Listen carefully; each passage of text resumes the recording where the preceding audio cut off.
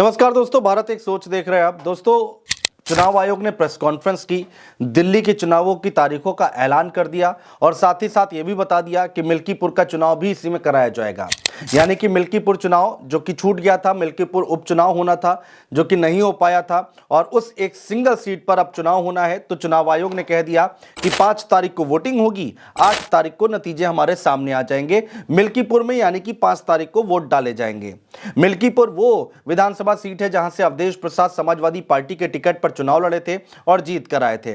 2024 का चुनाव होता है दोस्तों, लोकसभा चुनाव होता है। अवधेश प्रसाद को टिकट दिया जाता है अखिलेश यादव की तरफ से। अवधेश प्रसाद वहां से जीत जाते हैं, यानी कि फैजाबाद अयोध्या की सीट जीत जाते हैं, जिसके बाद मिल्कीपुर सीट खाली हो जाती है। लेकिन अब समाजवादी पार्टी ने कई सवाल खड़े कर दिए हैं। चुनाव आयोग को एक पत्र लिख दिया है। उस पत्र में ऐसा क्या है जिस पर सवाल उठाए जा रहे हैं, जिस पर बातचीत की जा रही है?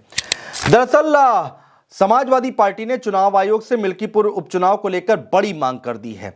सियासत जिस पर गरमाती हुई दिखाई दे रही है। समाजवादी पार्टी ने चुनाव आयोग को पत्र लिखकर मिल्कीपुर उपचुनाव के दौरान वेबकास्टिंग की मांग की है दोस्तों। जी हां, सपा ने चुनाव आयोग को एक पत्र लिखा है और पत्र में मांग की गई है कि चुनाव के दिन सभी 414 पोलिंग स्टेशनों की वेबकास्टिंग कराई जाए और वेबकास्टिंग का लिंक जो है चुनाव लड़ रहे उम्मीदवार को भी दिया जाए। इसी के साथ सपा ने मांग की है कि वेबकास्टिंग का लिंक प्रत्याशी के साथ साथ सभी मान्यता प्राप्त राजनीतिक दलों को भी दिया जाए।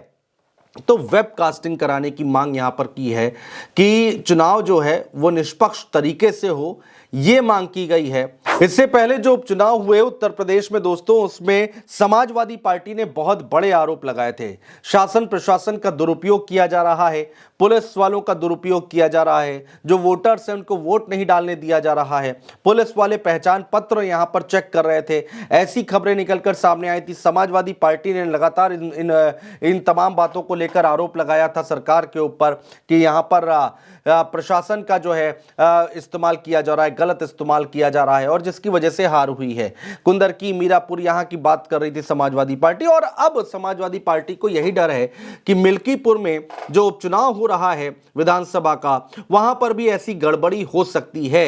और इसको लेकर समाजवादी पार्टी ने दोस्तों चुनाव आयोग को एक पत्र लिख दिया है। पत्र में मांग की गई है कि वेबकास्टिंग कराई जाए। जो वोटिंग होगी, 414 पोलिंग बूथ बनाए गए हैं, स्टेशन बनाए गए हैं, वहां की वेबकास्टिंग कराई जाए। समाजवादी पार्टी द्वारा चुनाव आयोग को लिखे पत्र में लिखा गया है दोस्तों कि वेबकास्टिंग का लिंक प्रत्याशी और पार्टी दोनों को दिया जाए, जिससे वोटिंग के दिन पोलिंग स्टेशनों पर होने वाली घटनाओं और गड़बड़ियों की जानकारी पार्टी और उम्मीदवार को हो सके।